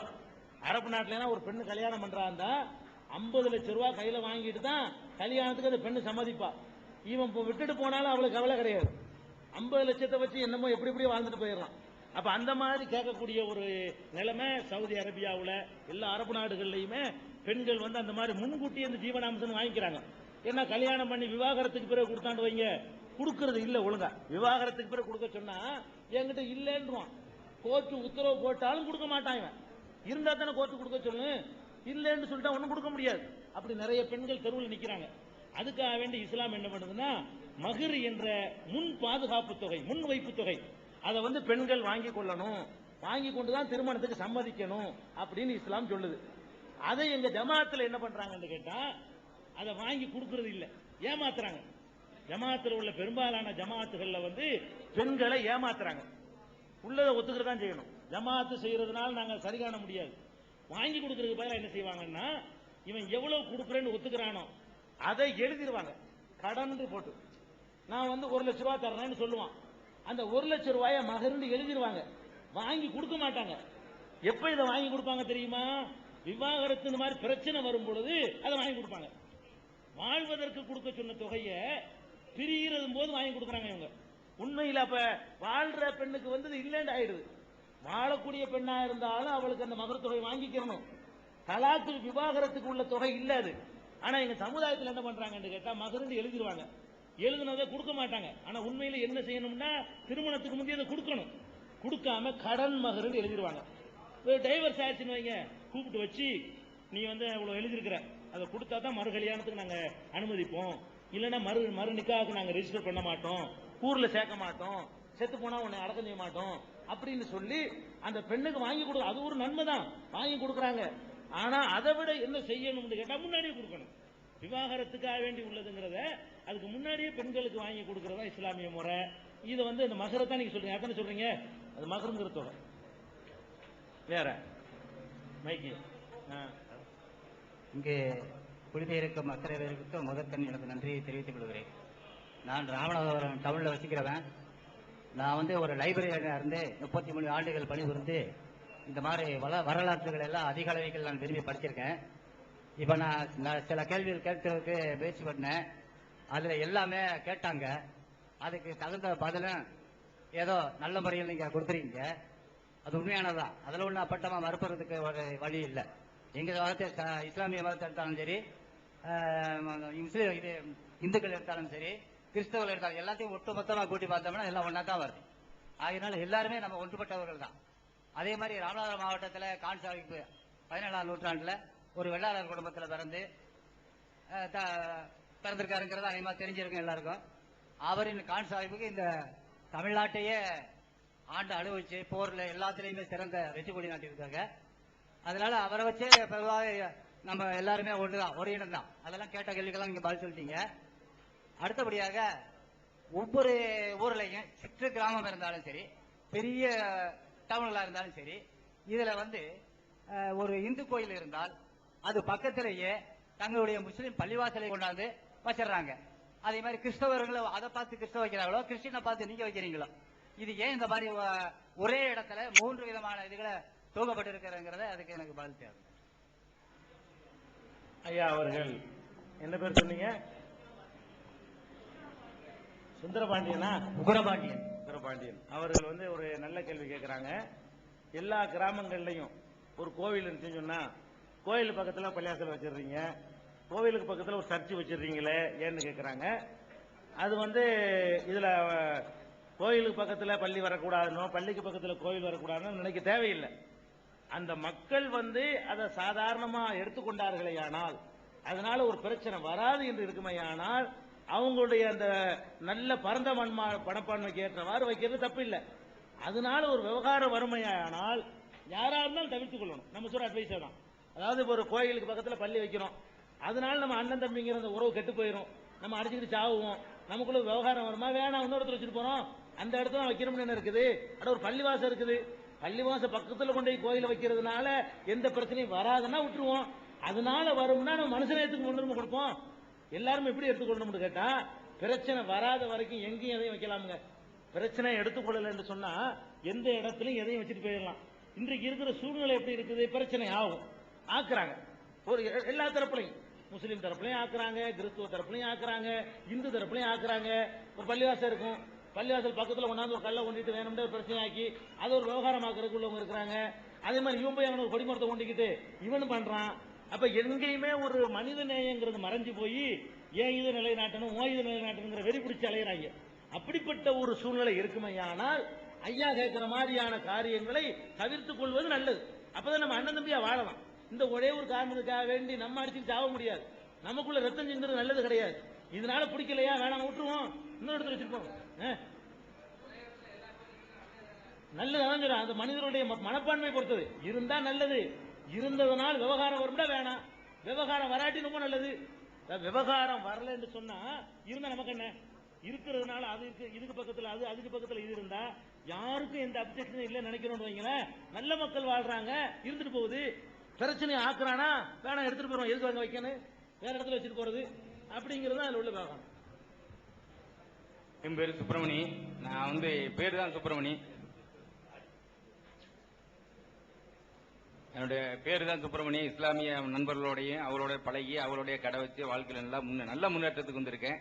இருந்தாலும் எங்களை கூட பிறந்த சித்தப்பா மகளை கல்யாணம் பண்ணிக்கிறாங்க. நாங்க குழந்தையா மதிக்கிறோம், இல்ல தங்கையா மதிக்கிறோம், ரொம்ப பாசமா மதிக்கிறோம். எங்க நினைச்சு கூட பார்க்க முடியாத மகளை கல்யாணம் பண்ணிக்கிறாங்க. அதே சமயத்துல ஈஸியா அதை தலாக் பண்ணிடுறாங்க, மறுமணம் ஈஸியா செஞ்சு வச்சிடறாங்க. அது எப்படி போனாதான் என்னன்னு ஓரளவு விட்டுறாங்க. அதுக்கு எனக்கு சரியான பதில் வேணும். சகோதரர் சுப்பிரமணியம் அவர்கள் இந்த ஒரு கல்ல 2 மாங்க அடிக்கிறாள் அவரு.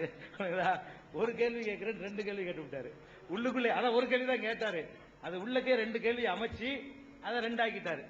அதாவது விவாகரத்து பண்றதையும் சாதாரணமா தலாக் பண்ணிடுறாங்கன்னு அது ஒரு கேள்வி, தனி கேள்வி. அது சித்தப்பா மகளை கல்யாணம் பண்றாங்கிறது அது ஒரு தனி கேள்வி. இருந்தாலும் ஒரு கேள்விக்குள்ள ஒரு நுழைச்சு ஒரு ரொம்ப ஹிக்மத்தா கேட்டிருக்காரு, ரொம்ப நுணுக்கமான முறையில கேட்டிருக்கிறாரு. அதை 2ஐயும் சொல்லி போடுவோம். அதாவது முதல் விஷயம், சித்தப்பா மகளை கல்யாணம் பண்ற விஷயம். சித்தப்பா மகளை கல்யாணம் பண்றதுக்கு வேற சமுதாய மக்கள்லாம் அது ஒரு தப்பா தான் எடுத்துக்கிறீங்க. ஏன்னா சகோதரி தானே, சித்தப்பாவுடைய மகள்ங்கிறது சகோதரி. ஒரு சகோதரி எப்படி தங்கச்சி எப்படி கல்யாணம் பண்றது அப்படிங்கும்போது ஒரு விகாரமா எடுத்துக்கிறீங்க. ஆனா அந்த தங்கச்சின்னு சொல்றது இருக்க, அது உண்மையிலேயே அது தங்கச்சி கிடையாது, நம்மளுக்கு அப்படி சொல்லித்தரப்பட்டிருக்கு. எதனால அப்படி நினைக்கிறீங்கன்னா, அப்படி போதனை செய்யப்பட்டதனால் அது தங்கச்சின்னு நினைக்கிறீங்களா, நெசமாவே தங்கச்சி நினைக்கிறீங்களா அப்படின்னு பார்த்தா நெசமா நீங்க நினைக்கல. உதாரணமா எடுத்துக்கிறோமே, இப்ப எனக்கு சித்தப்பா மக ஒண்ணு இருக்குது, என் தகப்பனார் இறந்து போயிட்டாரு, நிறைய சொத்து விட்டுட்டு போயிட்டாருன்னு வைங்க. என் சித்தப்பா மக தங்கச்சி தானே, அவளுக்கு ஒரு தங்கச்சி பங்கு நான் கொடுப்பேனா? அது இப்படி அவ எப்படி எங்க தங்கச்சியா, நாங்க வேற நீங்க வேறன்றோம். சொத்து பங்கு பிரிச்சு கொடுக்கும்போது என்ன செய்வோம், அது எப்படி தங்கச்சி ஆகும்? என் கூட பிறந்தவன் தங்கச்சி, எங்க அம்மாவுக்கு பிறந்துச்சா, எங்க அப்பனுக்கு பிறந்துச்சா, இல்லாட்டி போ அப்படின்னு சொல்றோம்ல. அப்ப தங்கச்சிங்கிறது ஃபார்மாலிட்டிக்கு தங்கச்சின்னு இருக்கிறோம். இப்ப சகோதரிகள் இப்ப கூப்பிடுவோம், அதனால சகோதரி ஆயிருமா? நீ தானே சகோதரனை கூப்பிட்டேன்னு பங்கு கேட்டு வருவீங்களா நீங்க? நான் மேடையில் வச்சு கூப்பிடுவேன் சகோதரி கிளம்ப.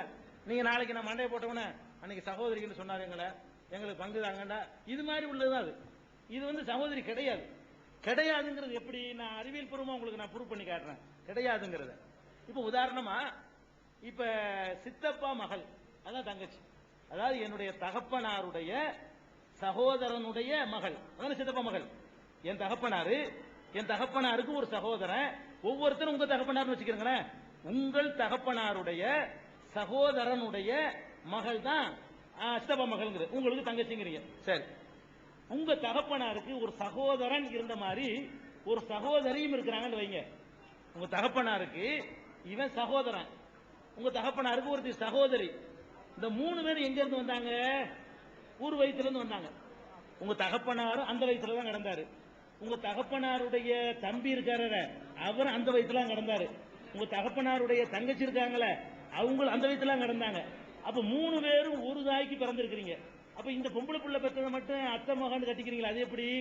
பெத்த பந்தம்னு வச்சு பாத்தீங்கன்னா, அதாவது அழகா தமிழ்ல பழமொழி சொல்லுவீங்க, அத்தைக்கு மீச முளைச்சா சித்தப்பா. அத்தைன்னு சொல்றது ஆம்பளையா இருந்தா சித்தப்பா தானே. நம்ம யார அத்தைன்னு கூப்பிட்டுக்கிறோமோ அந்த அத்தை ஆம்பளையா இருந்தா அதுக்கு என்ன உறவு? சித்தப்பாம்பிங்க அதானே. பொம்பளையா இருக்கனால அத்தை, அதே ஆம்பளையா இருந்தா சித்தப்பா. அப்ப நீங்க சித்தப்பாங்கிறது அத்தைங்கிறது ஒரு தாய் ஒரு தந்தைக்கு பிறந்தவங்க தான். இந்த தகப்பனுக்கு எந்த ரத்தம் ஓடுதோ அந்த ரத்தம் தான் அந்த பொம்பளைக்கு ஓடுது. உங்க தகப்பனுடைய அண்ணனுக்கோ தம்பிக்கோ எந்த ரத்தம் ஓடுதோ அந்த ரத்தம் தான் உங்க தகப்பனுடைய அக்காவுக்கோ தங்கச்சிக்கோ ஓடுது. அப்ப 3 ஒரே கிளை என்று சொல்லும் பொழுது அதை கட்டலாண்டா இதையும் கட்டக்கூடாது. பாயிண்ட் வழங்கிட்டீங்களா? வித்தியாசம் இல்ல. நீங்க இதுக்கு வித்தியாசம் இன்னும் சொல்ல போனா, இந்த பெண் இருக்கா பாருங்க, இந்த தகப்பனோட பிறந்த சகோதரி இவளும் இன்னொருத்தனும் குடும்ப வழக்கு நடத்துறாங்க. நடத்தும் பொழுது 2 பேருடைய ரத்தமும் மிக்ஸ் ஆகி அது வேற ஒண்ணா உருவாகி போயிடுது. எதனால நம்ம கட்டிக்கிறோம் அத்தை மகளை? இந்த எங்க அத்தைக்கு வந்து வேற ஒருத்தனை கல்யாணம் பண்றோம், அவங்க 2 பேரும் சேர்றாங்க, அவனுடைய உயிரணும் இவளுடைய சினை முட்டையும் மிக்ஸ் ஆகுது. மிக்ஸ் ஆகும் பொழுது இவன் இருந்து சில தன்மை, அவள்கிட்ட இருந்து சில தன்மை எல்லாம் கலந்து வேற ஒரு படைப்பை உருவாகுது. இப்ப பால் தண்ணி எல்லாம் இருக்குது, எல்லாம் கலந்து தீண்டு வேற ஒண்ணு உருவாகுது பாருங்க. அந்த மாதிரி இது 2ம் கலந்து வேற ஒரு பொருளா உருவாயிருச்சு. பால் குடிக்காதவர் டீ குடிப்பாரு, நான் பால்லாம் குடிக்க மாட்டேன் பாரு. அதுல இருந்து தயாரிக்கப்பட்ட டீ என்ன செய்வாரு? குடிப்பாரு. டீ குடிப்பேன், பால் குடிக்க மாட்டேன். அப்படி மாதிரி உள்ளதான் இது. அதே மாதிரி தான் எங்க சித்தப்பா இருக்கார, அவரே நேரடியா பிள்ளைய உண்டாக்குறது இல்ல, அவர் இந்த பெண்ணை பெத்தெடுக்கிறதுக்காக வேண்டி வேற ஒரு பொம்பளையோட அவர் குடும்பம் நடத்தணும். இந்த எங்க சித்தப்பாவுடைய ரத்தமும் அந்த பொம்பளை ரத்தமும் ஒன்னா மிக்ஸ் ஆகணும், அதுல இருந்து ஒரு பொம்பளை உண்டாகணும். அப்ப 2ம் ஒரு உற்பத்தியில விஞ்ஞானப்படி பாத்தீங்கன்னு சொன்னா 2ம் சேம் ஒரே தரத்திலான இருக்குது. அத்தை மகளை கட்டுறதுல எந்த நியாயம் இருக்குதோ அதே நியாயம் சித்தப்பா மகளுக்கு இருக்கா இல்லையா? 3 பேர் ஒரு தாய் மக்கள் தானே. ஒரு தாய்க்கு பிறந்ததுனால நீங்க வித்தியாசம் காட்டுறீங்க. எதனால தங்கச்சி? நீங்க ஒரு தாய்க்கு பிறந்துட்டாங்க 2 பேரும். எந்த 2 பேரும்? எங்க அப்பனும் எங்க சித்தப்பனும் ஒரு தாய்க்கு பிறந்தவங்க. அதேதான் எங்க அப்பனும் எங்க அத்தையும் ஒரு தாய்க்கு பிறந்தவங்க. இதை விளங்கிட்டு ஒரு குழப்பம் இருக்காது. அதனால இது வந்து சகோதரி நீங்க நினைச்சுக்கிற கூடாது, நாம சும்மா சொல்லிக்கிறோம். இன்னும் சொல்ல போனா ஒரு 2 வாரத்துக்கு முன்னாடி தேவர் சமுதாயத்தில் உள்ள சம்பவம், சமுதாயத்தை சுட்டி காட்டுறதுக்காக நான் சொல்லல, தேவர் சமுதாயத்தில் உள்ள ஒரு சம்பவம். அந்த தேவர் சமுதாயத்தில் உள்ளவர் வந்து சித்தப்பா மகளை காதலிக்கிறார், அது இவரை காதலிக்குது. காதலிச்ச உடனே அது எப்படி பண்ணி விவகாரமாயி அந்த சமுதாயத்தில் பிரச்சனையா அடிக்க வந்து ஊரை விட்டு 2 பேரும் ஓடி போயிட்டாங்க. ஓடி போய் தற்கொலை பண்ணிக்கிட்டாங்க. இப்ப நான் என்ன கேட்கிறேன்னா, அந்த சொந்த தங்கச்சி ஒருத்தன் காதலிப்பானா? இயற்கையா வருமா? கூட பிறந்த தங்கச்சிய எவ்வளவுதான் தனிச்சு விட்டாலும் 2 பேரும் காதலிப்பாங்களா? நம்ம பொண்டாட்டி ஆக்கி நினைக்குவானா? அவன் நினைக்குவாளா? நினைக்க மாட்டாங்க. எது நடக்குதோ அதுல தங்கச்சி இல்லைன்னு ஆயிடுச்சு. இப்ப 2 பேரும் பழக விட்டுருக்கீங்க, அவங்க எப்படி பழகி இருக்கிறாங்க? இவ வந்து நம்ம கல்யாண மாப்பிள்ளைய பழகி இருக்கா, இவன் பொண்டாட்டிய பழகி இருக்கிறான். ஆனா சித்தப்பா மக்கள் தான் இது நடந்துகிட்டு இருக்க நாட்டுல நிறைய. அப்ப சொந்த கூட பிறந்த தாய் தந்தைக்கு பிறந்த தங்கச்சியை மட்டும்தான் தங்கச்சியா பார்ப்பான். நீங்க இந்த மாதிரி செய்யறதுனால வேற சில தவறுகள் வருது. சித்தப்பா மகதான தங்கச்சி முறைதானு முறையில பழக விட்டுறீங்க. பழக விட்டு இவன் என்ன பண்றான் தெரியுமா? அந்த பொம்பளைட்டையும் சிலுமிசம் பண்ணி விட்டுறான். நீங்க நம்பிக்கை விட்டு போயிடுறீங்க. அதுவும் நடந்துகிட்டு இருக்கு. அதனால இதெல்லாம் வந்து தடை செய்யப்பட்ட உறவா எடுத்துக்கிற கூடாது. ஐயாக்கு மைக் கொடுங்க. மைக்கில் கேளுங்க. முத்துக்குமார் கீழக்கரை. வந்து அடுத்தது உங்களுக்கு அடுத்து உங்களுக்கு என்ன முத்துக்குமார் கீழக்கரை. இன்னைக்கு என்னுடைய சொந்த பந்தங்கள் எடுத்துக்கிட்டீங்கன்னா 70% பேர் இஸ்லாத்துல இருக்கிறாங்க. அதுல ஒரு கேள்வி சொல்லாம விட்டுனா சொல்லுங்க. அவர் கேள்வியில ஒரு கேள்வி பாக்கி இருக்கு. 70% பேர் இஸ்லாத்துல இருக்காங்க. அந்த சூழ்நிலையில நான் அவங்களோட வரும்பொழுது பல இஸ்லாமிய சகோதரர்கள் சலாம் சொல்றாங்க. அப்ப மறு சலாம் வந்துட்டு நானும் திருப்பி சொல்ல வேண்டிய சூழ்நிலைக்கு ஆளாகுது. ஏன்னா அவங்களோடய நான் பழகுறதுனால இது சரியா தவறானுங்கிறது எனக்கு தெரியல. ஆனா அப்படி சொல்லும் பட்சத்துல அந்த இஸ்லாமிய சகோதரர் சொல்றாங்க, நீங்க தான் இவ்வளவு தூரம் சலாம்லாம் சொல்றீங்களே, நீங்க இஸ்லாத்தை ஏற்றுக்கொள்ள வேண்டியதானே அப்படிங்கிறாங்க. சொல்லிட்டு என்ன சொல்றாங்க, இஸ்லாத்தை நீங்கள் ஏற்றுக்கொள்வதானால் இஸ்லாத்தின் கொள்கைகளையும் இஸ்லாத்தின் கோட்பாடுகளையும் கடைபிடித்து ஏற்றுக்கொள்ளுங்கள். ஆனால் ஒரு இஸ்லாமியனை பார்த்து இஸ்லாத்தை ஏற்றுக்கொள்ளாதீங்கிறாங்க. அது ஏன்? உங்க என்ன சலாம் சொல்ற விஷயமா டவுட் என்ன? கேள்வி என்ன? கேள்வி என்னன்னு கேட்டீங்கன்னா, இஸ்லாத்தை நீங்கள் ஏற்றுக்கொள்வதானால் இஸ்லாத்தின் கோட்பாடுகளையும் இஸ்லாத்தின் கொள்கைகளையும் கடைபிடித்து ஏற்றுக்கொள்ளுங்கள் சொல்றாங்க. ஆனால் ஒரு இஸ்லாமியனை பார்த்து இஸ்லாத்தை ஏற்றுக்கொள்ளாதுங்கிறாங்க. அதுக்கான அதாவது இஸ்லாத்தை ஒருவர் ஏற்றுக்கொள்வதா இருந்தா முஸ்லீம்களை பார்த்து ஏத்துக்கிறாதீங்கன்னு யாரோ சொல்லியிருக்காங்க அவர்கிட்ட. அது கரெக்ட் தான். ஏன் அப்படி சொல்லியிருக்கிறாங்கன்னு கேட்டா, முஸ்லீம்களை நான் ஏற்கனவே சொன்னபடி 90% எங்க சமுதாயத்து மக்கள் இஸ்லாமிய முறைப்படி நடக்கல. நான் சொன்னேன் 5 வேளை தொழுக அதை கூட ஒழுங்காக அவர்கள் பேணி செய்யறது இல்ல. முஸ்லீம்களாக அவங்க வாழ்ந்துட்டாங்கன்னா உலகத்தில் பிரச்சனையே கிடையாது. அதுக்காக சொல்லியிருப்பாங்க இஸ்லாம்ங்கிறது ஒரு அழகான கொள்கை, நல்ல கோட்பாடு, எல்லாரும் பின்பற்றலாம், பின்பற்றினா நல்லா இருக்கலாம். அதை விளங்கி அதை நீங்க காதலிக்கணும், இந்த கொள்கையை காதலிக்கணும், அதுல உள்ள நல்ல விஷயங்களை விரும்பணுமே தவிர எங்களை பார்த்து பண்ணீங்கன்னு வைங்க, நீங்க ஒரு மோசமான ஒரு முஸ்லீமை பார்ப்பீங்க, அப்ப இஸ்லாத்தை வெறுத்துருவீங்க. ஒரு நல்ல முஸ்லீம் நண்பனா கிடைச்சான்னா இஸ்லாத்தை விரும்புவீங்க. இன்னொரு முஸ்லீம் வருவான், கரிசடியா இருப்பான், அவனை பார்ப்பீங்க அப்படின்றீங்க. அப்ப நம்ம கொள்கையை விரும்பணும் என்று சொன்னா ஆள்க தப்பா இருக்கிற பத்தி நம்ம கவனிக்க மாட்டோம், நம்ம அவனுக்கு நல்லது சொல்ல ஆரம்பிச்சிருவோம். அந்த நோக்கத்துக்காக சொல்லியிருப்பாங்க. பொதுவா எந்த ஒரு கொள்கையுமே கொள்கைக்காக தான் விரும்பணும், ஆளுக்காக விரும்பக்கூடாது. அது நல்லது. கரெக்ட் கரெக்ட் அது கரெக்ட். சலாம் சரியானு கேக்குறீங்களா? அதுதான் கேள்வியா? சரி நீங்க கேள்வி. அதாவது இஸ்லாத்தை ஏற்றுக்கொள்ளாதவர் சலாம் சொல்வது சரியான்னு கேட்கிறார். இப்ப இஸ்லாமிய மார்க்கத்துல எல்லாமே நல்ல விஷயங்கள் நாங்க நினைக்கிறோம். நீங்க அதுல சில விஷயங்கள் நல்லது நீங்க நினைக்கலாம், எல்லாம் நல்லதா உங்களுக்கு தெரியாம இருக்கலாம். அதுல சில நல்லது இருப்பதா உங்களுக்கு படலாம். நல்லதுன்னு பட்டா அதை ஏற்றுங்க, அதுல மட்டும் நீங்க கடைப்பிடிக்கலாம், தப்பே கிடையாது. இஸ்லாத்துல வந்துதான் கடைப்பிடிக்கணும் கிடையாது. இஸ்லாத்துல பொய் சொல்லக்கூடாதுன்னு இருக்குது, பொய் சொல்லாம இருந்தா தப்பா? இஸ்லாத்துல தண்ணி அடிக்க கூடாதுன்னு இருக்குது, அது இஸ்லாத்துல வந்துதான் தண்ணி அடிக்காம இருக்கணும்னு கிடையாது. வந்து நீங்க இருக்கலாம், வராம நீங்க தண்ணி அடிக்காம இருந்தா அந்த அளவுக்கு நீங்க நன்மை தானே செய்யறீங்க. அந்த அடிப்படையில சலாம் என்பது ஒரு அழகான முகமன். உலகத்துல இருக்கிற முகமன்கள்லயே சலாம் சொல்றது இருக்கு பாருங்க, அதுக்கு நிகரான ஒரு முகமன் கிடையவே கிடையாது. உலகத்துல எந்த இதை வேணாலும் எடுத்துக்கிறங்க. இப்ப ஆங்கிலேயர்கள் இருக்கிறான், அவன் என்ன செய்வான்னு கேட்டா எதுக்கு எடுத்தாலும் இந்த குட்டு போட்டுக்குருவான், குட் மார்னிங். காலையில என்ன செய்வான், குட் மார்னிங் சொல்லுவான். அதை மத்தியானம் ஆயிடுச்சுன்னா அதுக்கு வேற மாத்திக்கிடுவான். சாயந்தரம் ஆயிடுச்சுன்னா குட் ஈவினிங்மா. விடை பெறும்போது கடைசியாக தான் குட் நைட்டு போயிடுவான். இப்படி ஒவ்வொரு நேரத்துக்கும் ஒன்று போட்டு சொல்லிக்கிட்டு இருக்கிறான். அது ஆங்கிலேயருடைய இது. இதை எல்லா இடத்துக்கும் யூஸ் பண்ண முடியுமானா முடியாது. ஒரு இளவு வீட்டுக்கு போயிருக்கிறீங்க, அங்க போய் குட் மார்னிங் சொல்ல முடியும். காலை நேரத்துக்கு போறீங்க, காலை நேரத்தில் போய்கிட்டு குட் மார்னிங்னா நல்ல காலையாது, குட் மார்னிங்னா நல்ல காலை. அப்ப நல்ல காலை பொழுதாது, அங்க செத்து போயிருக்கிறான், அப்பனை பறி கொடுத்து உட்கார்ந்துருப்பான். அவன்கிட்ட போயிட்டு நல்ல காலை பொழுது, நான் அவனுக்கு கோவம் வரும், ஏன்டா நல்ல காலையாடா இது, கெட்ட காலையா, கெட்ட நேரத்தை பிடிச்ச அப்படின்னு சொல்லிடுவான். அது எல்லா நேரத்துக்கும் யூஸ் பண்ண முடியல. ஒருத்தன் சோகத்தில் உட்காந்துருப்பான், அவன்கிட்ட போயிட்டு குட் மார்னிங், அட போட நானே வந்து போய் உட்காந்துட்டு இருக்கேன், ஏன்டா குட் மார்னிங் கேட்பானா இல்லையா? அப்ப காலையில ஒண்ணு, சாயந்தரம் ஒண்ணு, பகலுக்கு ஒண்ணு, இப்படிலாம் மாறக்கூடாது. இது நல்லா இல்லை. அதே மாதிரி இன்னொரு முகமன் இருக்கு, நமஸ்தே, நமஸ்கார், வணக்கம் அப்படிங்கிறது. இதெல்லாம் என்னன்னு கேட்டா ஒரு மனிதன் இன்னொரு மனிதனுக்கு முன்னாடி தன்னை தாழ்த்தி கொள்கிறான். வணங்குறேன்னா என்ன, கும்பிடுறேன் ஐயாங்கிறான். சில பேர் அப்படி சொல்றவன பச்சையா இருக்கிறான். நான் கேட்கிறேன், மனுஷனை கும்பிடணும், கும்பிடுறேன் ஐயான்னு ஒருத்தரை கண்டின்னு சொன்னா 2 பேரும் ஈக்குவலா நிக்கணும். மனிதன்கிற முறையில் எல்லாரும் ஈக்குவல், யாரும் யாரை விட உயர்ந்தவன் கிடையாது. அப்படி ஒத்துக்கிற கூடாது, சுயமரியாதையை காப்பாற்றணும். இந்த வணக்கம்னு சொல்வதில் நம்ம வணங்குகிறோம், வணக்கம்னா கும்பிடுறது, ஒர்ஷிப், அந்த மாதிரி செய்யறது, அந்த ஒர்ஷிப் பண்றதுன்னு ஒத்துக்கிறோம். நம்ம ஏன் மனுஷனை போய் கும்பிடணும்? இஸ்லாத்துல என்ன சொல்லி இருக்குன்னு கேட்டா 2 பேருமே அஸ்ஸலாமு அலைக்கும்ங்கிறோம். உங்கள் மீது சாந்தி உண்டாகட்டும், உங்கள் மீது சாந்தி உண்டாகட்டும். இளவு வீட்டுக்கும் சாந்தி வேணும், கல்யாண வீட்டுக்கும் சாந்தி வேணும், சோகமா இருக்கிறவனுக்கு சாந்தி வேணும், சந்தோஷமா இருக்கிறவனுக்கு சாந்தி வேணும், பணக்காரனுக்கு சாந்தி வேணும், ஏழைக்கு சாந்தி வேணும், அப்ப உயர்ந்த தலைவனுக்கு சாந்தி வேணும், தொண்டனுக்கு சாந்தி வேணும்.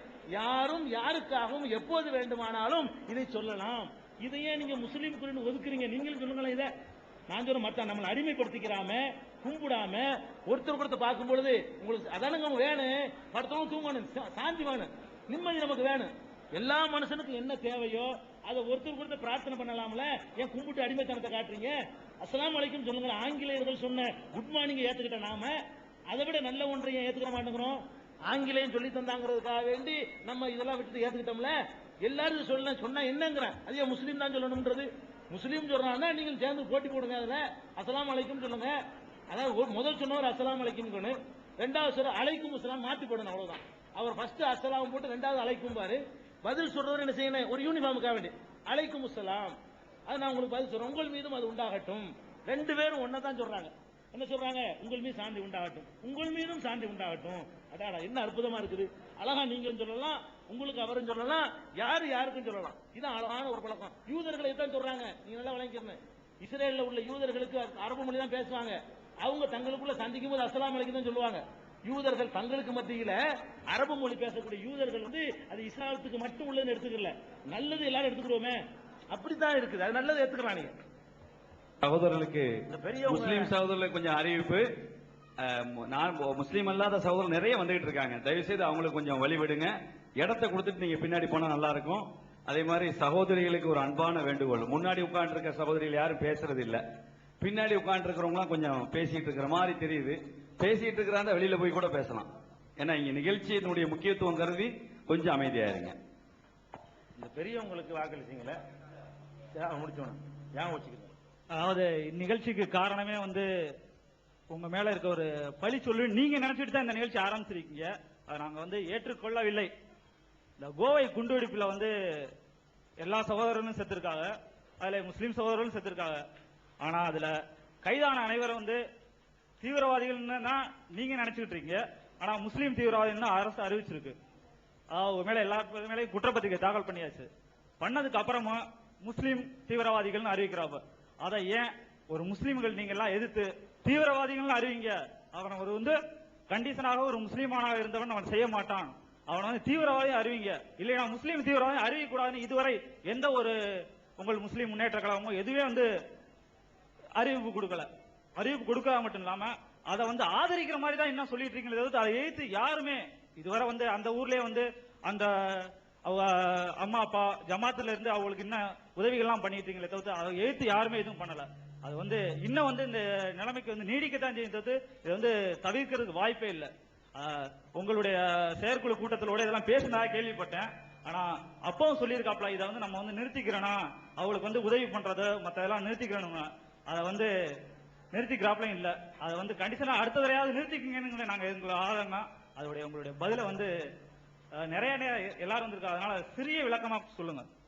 அதாவது கோவையில இந்த குண்டு வெடிப்புல சில பேர் ஈடுபட்டாங்க இல்லையா, அவர்களை முஸ்லீம் தீவிரவாதிகள் அப்படின்னு சொல்றாங்க. அதுக்கு இஸ்லாத்துக்கு சம்பந்தம் இல்ல, அது தீவிரவாதிகள் மட்டும் சொல்லுங்க அப்படின்னு நீங்க ஏன் குரல் கொடுக்கலன்னு கேட்கிறாரு. அதாவது அவர் எந்த ஒரு நமக்கு ராமநாதபுரம் தானே, உங்களுக்கு ராமநாதபுரத்திலேயே அந்த கூட்டம் போட்டு சொல்லியிருக்கிறோம். அதுதான் ஒரு ஊரை கேட்டேன். உங்களுக்கு எல்லா ஊரு கூட்டங்கள்லையும் பப்ளிக் மீட்டிங்கல்ல மக்கள் மத்தியில சொல்லி இருக்கிறோம். இதே ராமநாதபுரத்துல போடப்பட்ட பப்ளிக் மீட்டிங்லையும் ஏன் இந்த மாதிரி தீவிரவாதத்துக்கு இஸ்லாமிய அடையாளம் குத்துறீங்க நம்ம கேட்டோம். அதாவது விடுதலை புலிகள் செஞ்சாங்கன்னா விடுதலை புலிகள்ங்கிறீங்க, அவங்க இந்து மதத்தை சேர்ந்தவங்கிறதுனால இந்து தீவிரவாதம் சொல்ல மாட்டேங்கிறீங்க. அதே மாதிரி உள்பா தீவிரவாதிகள் பண்ணாங்கன்னா உள்பான்னு தான் சொல்றீங்க, அதுக்கு மதத்தை சேர்க்க மாட்டேங்கிறீங்க. முஸ்லீம்ல எவனாவது ஒருத்தர் இஸ்லாத்தை அறியாம கிறுக்குத்தனமா செஞ்சுட்டான்னு சொன்னா அதை இஸ்லாத்துக்கு சம்பந்தம் இல்லைன்னு சொல்லணுமே தவிர இஸ்லாத்தோட அவங்கள சேர்த்து நீங்களே இஸ்லாம் தீவிரவாதிகள் சொல்றீங்கன்னு நாம கண்டிச்சு ஊரு ஊரா போய் பேசியிருக்கிறோம். பேசுனது மாத்திரம் இல்ல, போராட்டம் நடத்தியிருக்கிறோம். இதே மாதிரியான நிகழ்ச்சிகள்ல ஒரு 8 இடங்கள்ல இதே மாதிரியான கேள்விகள் கேட்கப்பட்டு அதுக்கு விரிவான முறையில இது இஸ்லாம் இதை ஆதரிக்கவே இல்லைங்கிறதுக்கு சான்றுகளோட சொல்லி அதையும் நம்ம என்ன பண்ணிருக்கிறோம், தெளிவுபடுத்தி இருக்கிறோம். அதை நம்ம ஒரு காலத்திலையும் ஆதரிக்கல. எவனோ ஒரு விவரம் கட்ட ஒருத்தன் செஞ்சதுக்காக வேண்டி இஸ்லாமிய சமுதாய பொறுப்பேற்காது.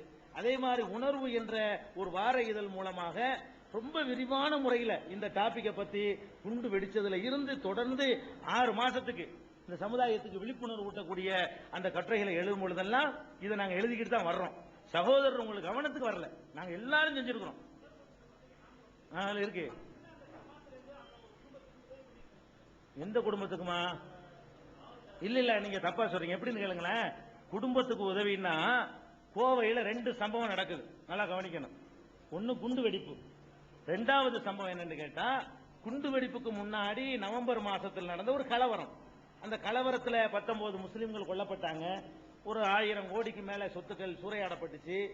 அதுக்கு பதிலடிங்கிற பேர்லாம் இவங்க அது பண்ணாங்க. அதுக்கு முந்தி நடந்தது, அதாவது நவம்பர் நடக்குது, இது பிப்ரவரி நடக்குது. அப்ப அந்த கலவரத்துல பாதிக்கப்பட்ட மக்களுக்காக வேண்டி அரசாங்கம் உதவித்தொகை கொடுக்கல. அவர்களுடைய குடும்பத்துக்கு தான் நாங்க உதவித்தொகை கொடுத்தோமா, குண்டு வெடிப்பு கொடுத்தோமா? கோவை கலவரம், கோவையில் 2 நிகழ்ச்சி நடந்துச்சு. நீங்க கலவரம் வேற, குண்டு வெடிப்பு வேற.